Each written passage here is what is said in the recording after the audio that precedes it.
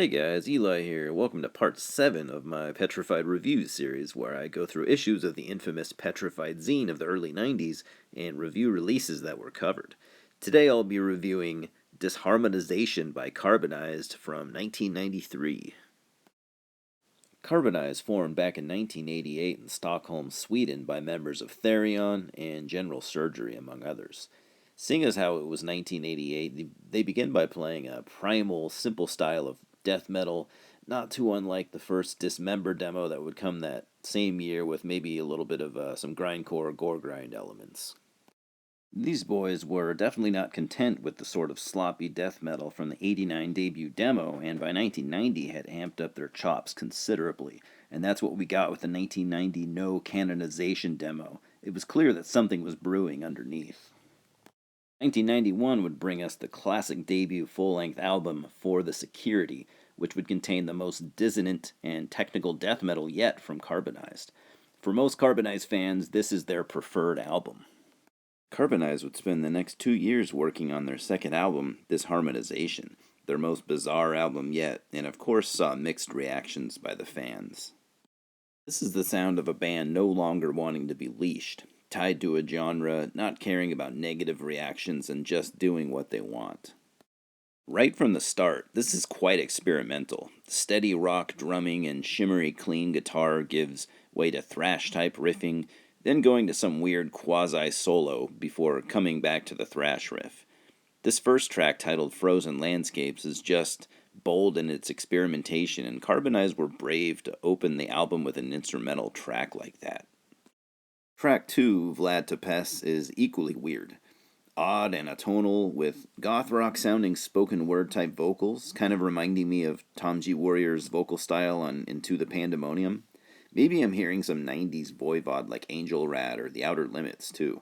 It's hard to find reference points with music this experimental.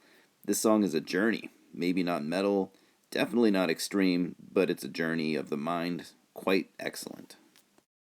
Track 3, Lord of Damnation, starts off kind of where track 2 left off, but this time bursts of death grind are breaking up the pace with blast beats, dissonant riffs, and death metal vocals.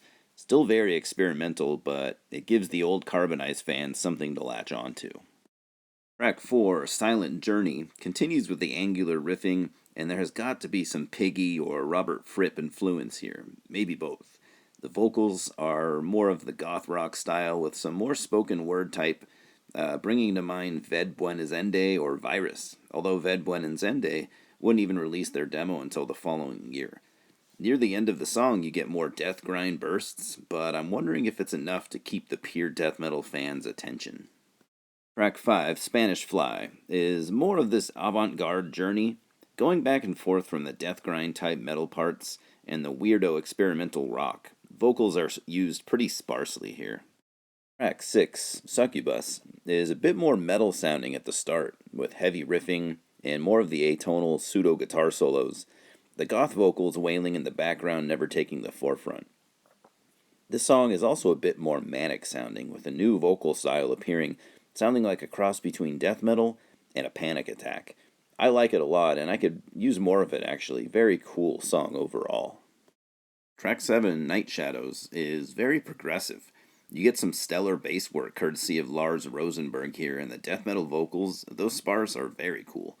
One thing I'm noticing is that even when similar elements are used, none of these songs sound the same. I'm sure these guys wanted to avoid the more linear approach of death metal songwriting.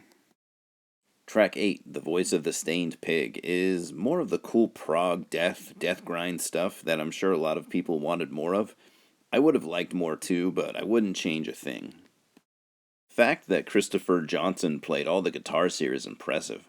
At times it sounds like his riffs are doing battle with each other, constantly going back and forth. Track 9, Confessions, continues this bipolar fever dream we seem to be having, with more death metal parts breaking the song up. Definitely one of the heavier tunes here, with at least 2 vocal styles being used, one being a sort of fellow Swede LG Petrov-esque bark. R.I.P. LG. Track 10, Spacecraft, does indeed sound like a lumbering space beast at the beginning, before kicking into hyperspeed, and I'm definitely getting Snake from Voivod vibes, and being a huge Voivod fan, I am more than okay with that. It works, and it is damn cool. The choppy, dissonant riffing here is also cool, but of course it doesn't linger long before shifting into another gear. A Voivod tour back in '93 would have been perfect. The 11th and final track, Whip Me Darling, is a short instrumental with a singular riff, making it dizzying and repetitive, very alien sounding. This entire album suits the very H.R. Giger-esque cover art. Well, that's it. I don't know if my words did this album justice. I mean, does anyone need to try and break down or add words and thoughts to an album like this? Did I succeed? Fail? Neither? And both at the same time?